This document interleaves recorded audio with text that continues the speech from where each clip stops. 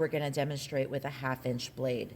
The center hole on the blade style for this holder is a 1/4 inch. So if you're using this blade holder, you will need a 1/4 inch hole in the center of your blade.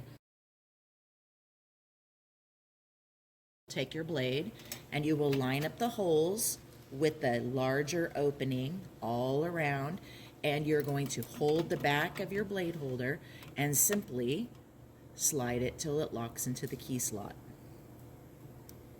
Once your blade is in place, you will take your blade holder screw and washer and install them into the center hole.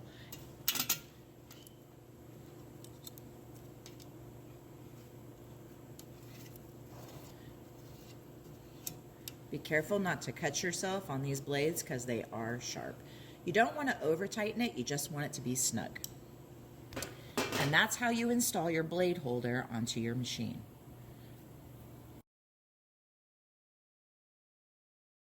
So we're back to show you how to remove the new HDPE shredder blade holder for Juiced Rite.